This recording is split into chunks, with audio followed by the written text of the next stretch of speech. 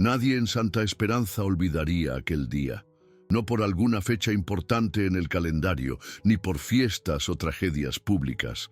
Fue un día común a los ojos del mundo, pero extraordinario para quienes vivieron cada minuto allí, entre las montañas silenciosas y las casitas de adobe.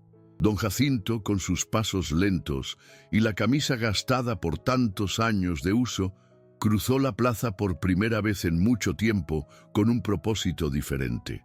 Llevaba sobre el hombro una tabla de madera y en las manos los viejos instrumentos que lo habían acompañado durante décadas.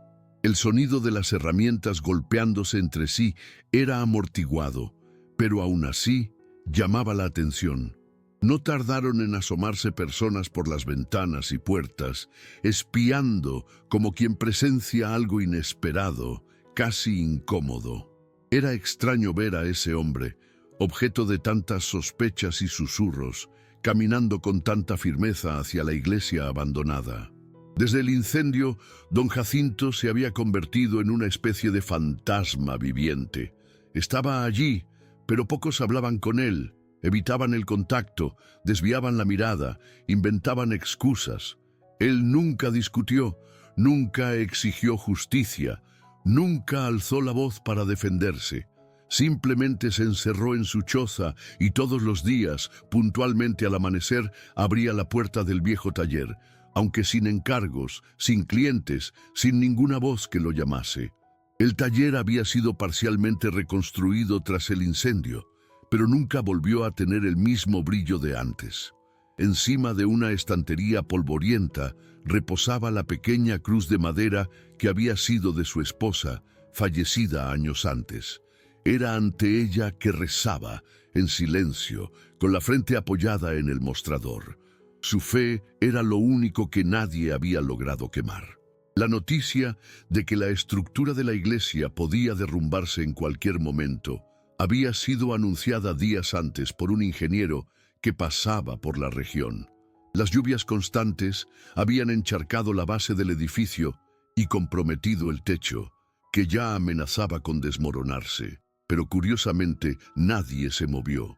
Era como si esa iglesia, otrora el corazón palpitante de la comunidad, hubiera perdido su importancia. Algunos decían que era mejor dejarla caer y levantar algo nuevo, más moderno, más útil. Otros simplemente ignoraban, como si la fe que representaba hubiera perdido su color junto a las paredes húmedas. Solo Jacinto, entre todos, parecía entender lo que aquello realmente significaba. Para él no era solo una construcción, era un símbolo, un lazo entre el cielo y ese pueblo, y él había prometido protegerla. El día en que decidió comenzar la reparación, no pidió ayuda a nadie, ni avisó ni explicó, simplemente llegó, como siempre, con sus herramientas y su silencio. Subió por las escaleras improvisadas y comenzó a clavar las primeras tablas en el alero de la fachada, aún con el evidente riesgo. Algunos vecinos pasaron cerca, fingiendo no ver. Otros murmuraron entre sí, poniendo los ojos en blanco. Ahí va él de nuevo, queriendo redimirse, comentó alguien en voz baja. La verdad es que el rumor del incendio aún flotaba en el aire como humo no disipado. Incluso tantos años después, todavía había quien lo considerara culpable. Lo curioso es que nadie jamás tuvo una prueba concreta, pero en pueblos pequeños, a veces, lo que se propaga rápido no es la verdad, es el juicio. Mientras don Jacinto se equilibraba en el techo de la iglesia, el cielo comenzaba a cerrarse. Nubes pesadas se acumulaban sobre las montañas y el viento traía el olor a lluvia. Él sabía que el tiempo era corto, pero no dudó. La madera que usaba era recuperada de restos de muebles antiguos, pedazos que él mismo guardaba a lo largo de los años, como quien conserva semillas de esperanza. Cada golpe de martillo sonaba como una oración no dicha, como si su fe se clavara junto a los clavos. Era agotador, y sus brazos ya no tenían la fuerza de antes, pero había algo más fuerte moviéndolo. El compromiso silencioso que había hecho a su esposa, y la certeza de que aún desacreditado, aún podía servir para algo mayor. El pequeño Miguel lo observaba a lo lejos, sentado en la acera frente a la casa de su abuela. Tenía apenas 8 años, pero sus ojos parecían más atentos que los de los adultos. Veía en ese viejo hombre algo que los demás no notaban. No entendía muy bien lo que había sucedido en el pasado, solo sabía que todos hablaban de él con desconfianza. Pero aquella tarde, Miguel no podía apartar la mirada. Había algo en la manera en que Jacinto trabajaba, concentrado, tranquilo, decidido, que le hacía sentir una extraña admiración. Sin saber explicar por qué, tomó su carrito de madera y se acercó a la iglesia, sentándose en uno de los escalones de la entrada, solo para observar de cerca. Desde lo alto, Jacinto notó al niño, pero no dijo nada. Solo esbozó una leve sonrisa, de esa manera que solo quien ha vivido mucho sabe sonreír, como quien entiende el valor de una presencia silenciosa. Continuó su trabajo, mientras el viento se volvía más fuerte. El ruido de los árboles alrededor parecía anunciar que una tormenta estaba por estallar, pero él no bajó. Con cada tabla fijada, reforzaba la estructura que amenazaba con derrumbarse. Su mente, aunque cansada, se mantenía firme. Recordaba a su esposa arrodillada en el banco de la iglesia, con las manos entrelazadas y los ojos cerrados. Era en esa misma iglesia donde ella solía decir: «Mientras esto esté en pie, aún existe esperanza». Esas palabras resonaban en él como un llamado imposible de ignorar. En el pueblo, pocos sabían que la cruz de madera en el taller no era solo un objeto religioso. También era el último regalo que Jacinto había hecho con sus propias manos antes de que su esposa enfermara. Ella le había pedido que la hiciera con el resto de una madera sagrada proveniente de un antiguo altar, como símbolo de todo en lo que creían. Y él prometió en su lecho que mantendría viva la fe en ese pueblo, aunque todos olvidaran. Ahora, ante la indiferencia colectiva, sentía que estaba cumpliendo esa promesa. No importaba si lo llamaban loco o culpable. No lo hacía para probar nada a nadie. Lo hacía por amor, por fe y porque aún creía que las cosas podían cambiar. La lluvia comenzó fina, pero pronto se volvió más densa. Miguel corrió para refugiarse bajo el alero de la iglesia, pero no quería irse. Seguía mirando hacia arriba, preocupado por el viejo. Allí, en lo alto, Jacinto trataba de proteger las herramientas y los pedazos de madera con un trozo de lona, pero el viento no colaboraba. Las viejas tejas se balanceaban, algunas ya sueltas. Cualquiera en su sano juicio habría bajado esperando a que pasara el tiempo, pero él sabía que, si no hacía algo allí, en ese instante el daño sería aún mayor. El techo de la iglesia no soportaría otra noche como aquella. Con esfuerzo, arrastró una de las vigas reforzadas hasta el borde del tejado, intentando ajustarla solo. Sus dedos temblaban y su cuerpo pedía un descanso, pero insistía. En el mercado, al otro lado de la plaza, Tomás observaba la escena por la ventana. Estaba en silencio, con la mandíbula apretada. Era imposible no ver a Jacinto allí, bajo la lluvia, haciendo lo que nadie más se atrevía a hacer. Algo dentro de él se revolvía. Durante años había alimentado la mentira que, por miedo, nunca tuvo el valor de desmentir. Sabía exactamente lo que había sucedido aquella noche del incendio. Estaba experimentando con pinturas inflamables en el antiguo taller, cuando un descuido suyo provocó la chispa. Aterrorizado, huyó sin contar nada a nadie, y Jacinto, por haber sido el último visto cerca del lugar, terminó llevando la culpa. Tomás nunca confesó, nunca tuvo el coraje. Y ahora, al ver a ese viejo hombre arriesgarse solo para salvar la iglesia, el peso de su omisión parecía aplastarlo por dentro. La tormenta no daba tregua. Los relámpagos cortaban el cielo como si rasgaran el propio silencio del pueblo, y los truenos hacían temblar las ventanas de las casas. A esa hora, más vecinos ya habían notado la presencia de Jacinto en lo alto de la iglesia. Algunos observaban con una mezcla de asombro e incredulidad. Otros simplemente sacudían la cabeza como diciendo, ese viejo aún morirá en esa locura. Sin embargo, nadie fue hasta allí. Nadie ofreció ayuda. Solo Miguel permanecía allí, con los ojos muy abiertos, abrazando su carrito mojado contra su pecho. No entendía por qué nadie hacía nada. Solo sabía que aquel hombre no parecía un culpable. Parecía alguien que amaba de verdad aquello que todos los demás habían dejado de lado. Fue entonces que una de las tejas, suelta por el viento, cayó a pocos metros de donde estaba Jacinto. El ruido fue seco, aterrador. Miguel gritó instintivamente llamándolo. Jacinto se volvió, vio al niño y sonrió. Una sonrisa tranquila, como quien dice, todo está bien. Pero no lo estaba. La estructura cedió un poco bajo sus pies y tuvo que apoyarse rápidamente en una de las vigas. La situación se volvía demasiado peligrosa. Aún así, no bajó. Hizo un último intento de fijar la madera en el punto más frágil del tejado, con el agua corriendo por su rostro y los ojos ardiendo. Y fue en ese momento cuando Tomás, al otro lado de la calle, tomó una decisión.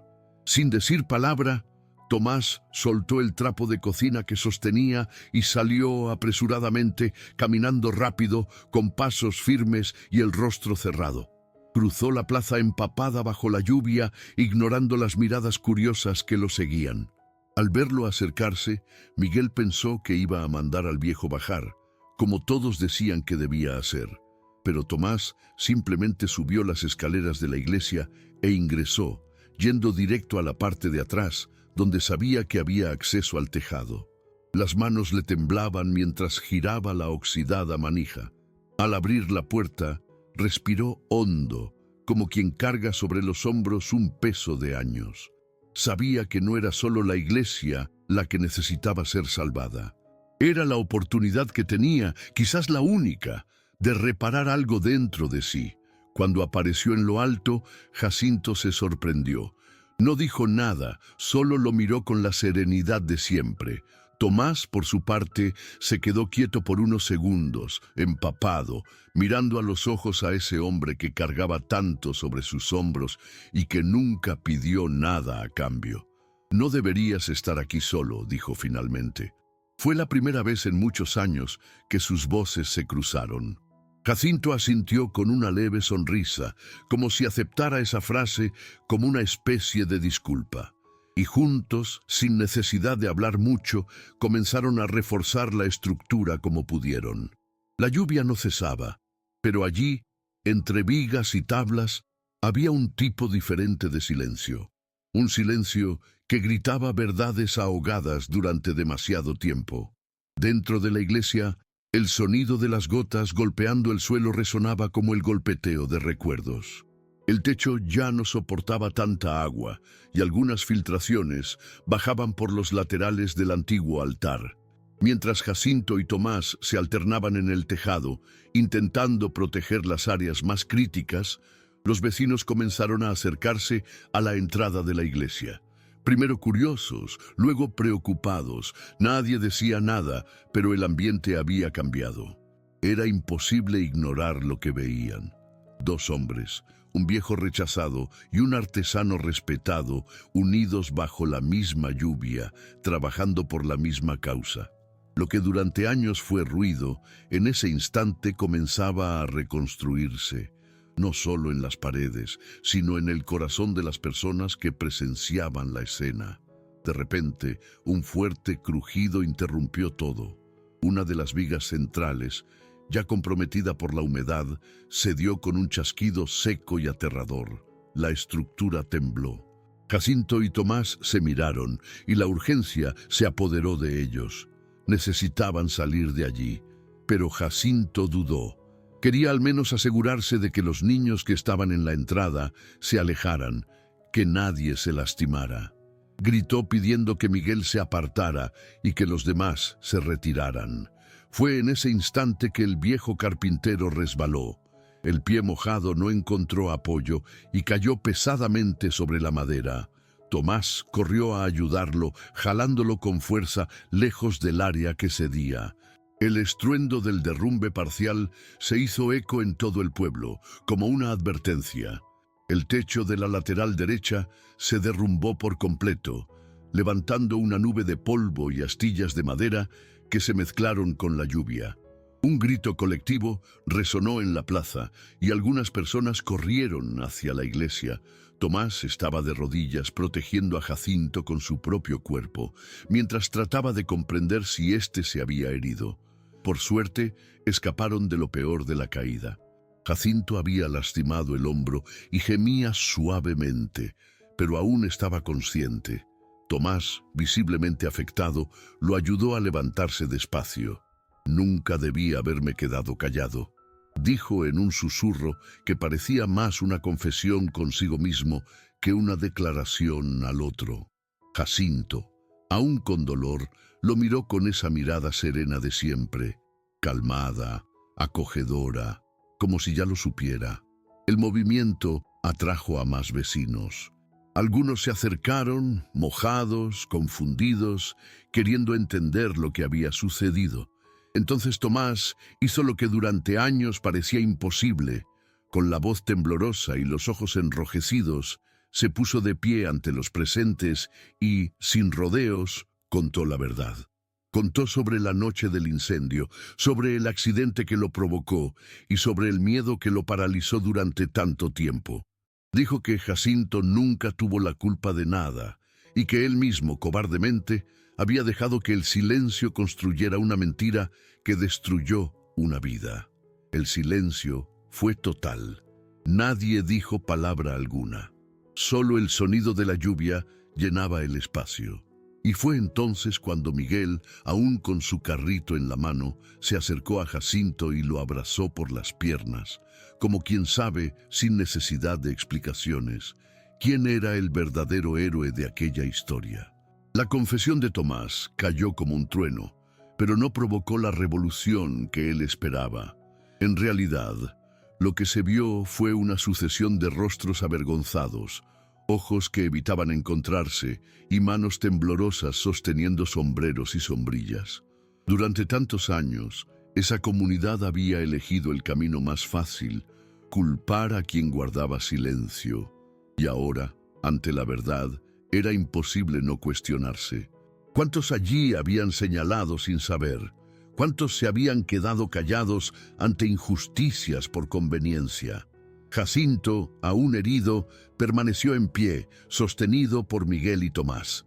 Miró al pueblo con serenidad, sin una gota de rencor en el rostro. Solo se reconstruye de verdad cuando se empieza por el corazón, dijo, en un tono bajo, pero lo suficientemente firme como para ser oído por todos. Aquella noche nadie durmió como de costumbre.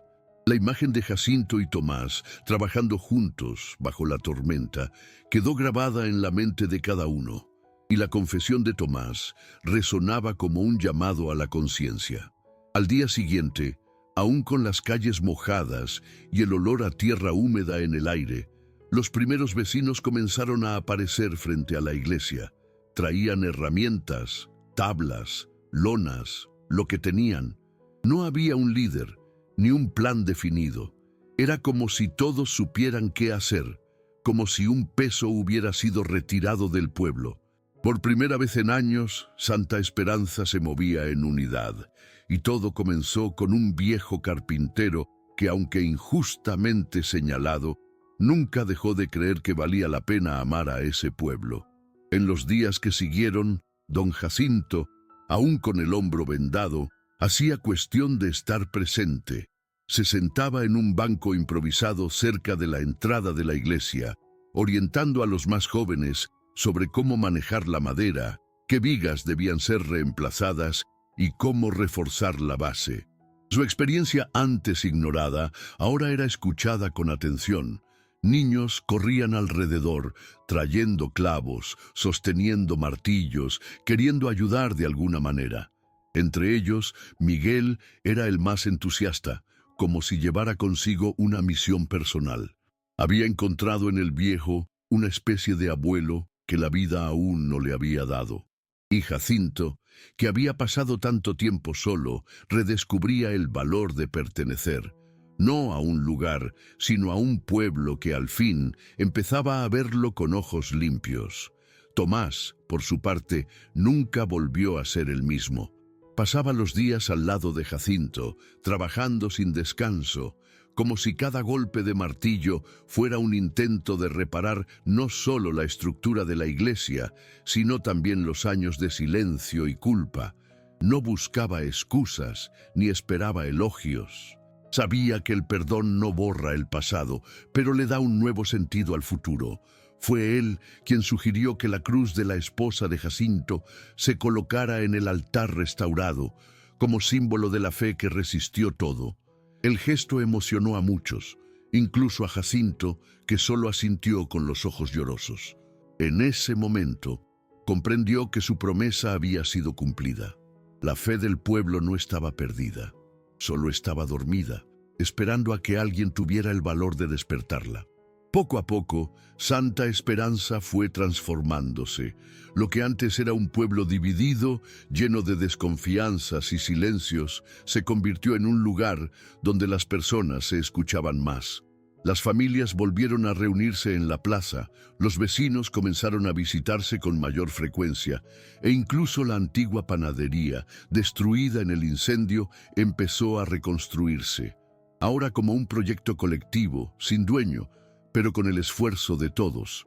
La cicatriz del pasado aún existía, pero ya no dolía como antes. Se había convertido en un recordatorio de que la verdad libera y de que la fe, cuando se vive con humildad, tiene el poder de curar hasta las heridas más profundas. Y en el centro de todo esto estaba Jacinto, que nunca pidió reconocimiento, pero pasó a ser llamado por muchos el guardián de la esperanza. En una mañana clara de domingo, meses después del día de la tormenta, la iglesia reabrió sus puertas. No había lujos ni grandes adornos, pero cada detalle tenía significado. Las paredes restauradas por manos diferentes, el altar sencillo con la cruz de madera de la esposa de Jacinto y los bancos recuperados por jóvenes aprendices del pueblo. Fue una celebración sencilla pero llena de emoción. Cuando Jacinto entró, todos se pusieron de pie en silencio. No hubo discursos ni homenajes grandiosos, solo un largo aplauso, sincero, cargado de gratitud. Caminó despacio hasta el primer banco, con Miguel a su lado, y se sentó con la cabeza levemente inclinada, como quien entiende que los mayores milagros no hacen ruido. Ocurren en el momento justo, en el lugar indicado, y con las personas adecuadas.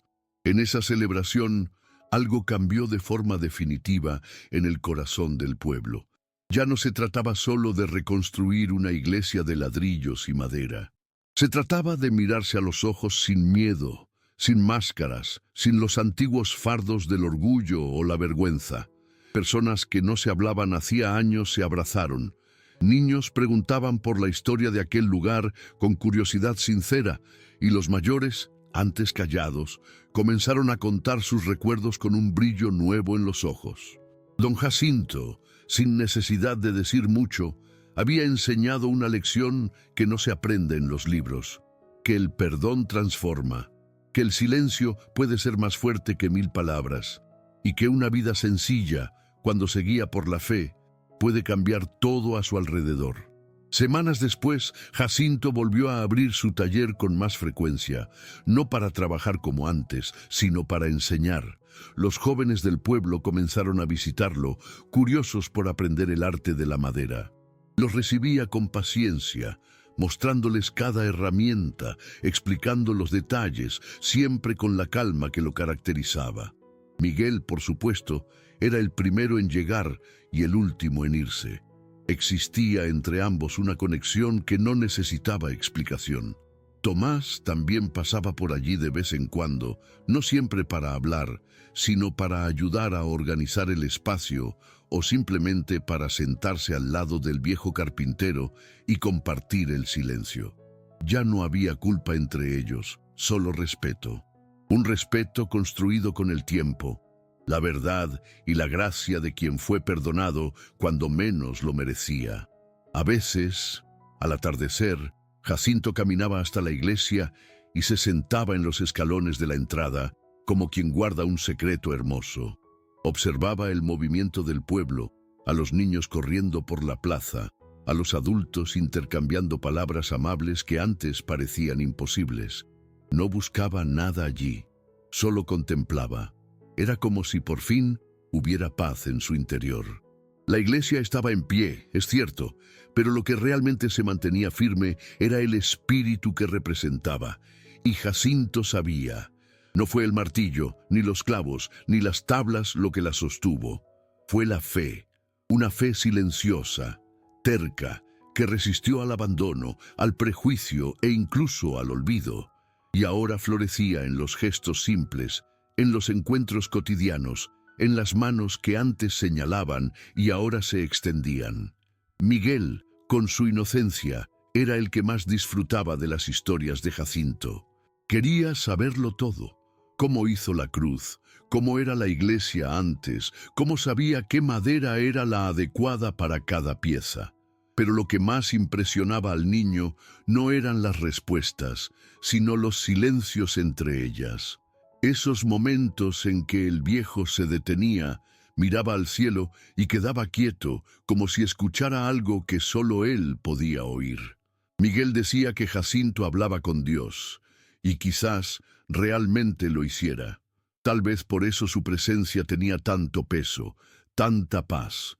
Incluso sin hacer ruido, él decía mucho, y el pueblo, antes sordo a las verdades silenciosas, ahora escuchaba, con el corazón más abierto y el alma más ligera. El tiempo pasó, como siempre pasa, pero el día de la tormenta quedó guardado en la memoria de todos como un antes y un después. No por el derrumbe parcial de la iglesia, ni siquiera por la confesión pública de Tomás, sino por lo que de ello surgió. Muchos aún tratan de explicar cómo fue posible que un pueblo entero cambiara tanto en tan poco tiempo. Pero la mayoría solo sonríe y dice, fue el día en que don Jacinto demostró que aún había fe en Santa Esperanza. Aquello que parecía imposible ocurrió sin discursos, sin grandes planes, solo con un hombre dispuesto a hacer lo correcto, incluso cuando todos habían desistido. Y esa valentía, silenciosa y firme, reavivó lo que estaba apagado en cada uno. Hoy pocos recuerdan los detalles del incendio, pero todos rememoran lo que vino después. La restauración no solo de una iglesia, sino de un pueblo entero. Jacinto sigue viviendo como siempre vivió, simple, discreto, con las manos marcadas y la mirada serena. Pero ahora, al caminar por las calles, recibe sonrisas sinceras, saludos genuinos. No necesita homenajes. Su historia vive en las paredes que ayudó a levantar, en los niños a los que enseñó, y en el corazón de cada persona que, un día, aprendió que es posible recomenzar, incluso cuando todo parece perdido. Algunos dicen que fue un milagro, otros creen que fue simplemente justicia divina, pero quienes vivieron aquel tiempo saben que fue algo mayor. Fue la prueba viva de que la fe, cuando se vive con coherencia y amor, transforma no solo la vida de quien cree, sino también la de todos a su alrededor.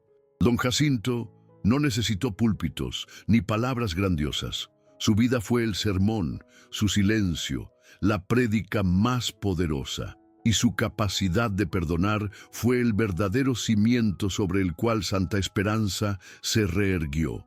Nadie puede explicar completamente lo que sucedió aquel día, y tal vez no sea necesario, porque los milagros más verdaderos no piden explicación, simplemente suceden y dejan una huella que el tiempo no borra.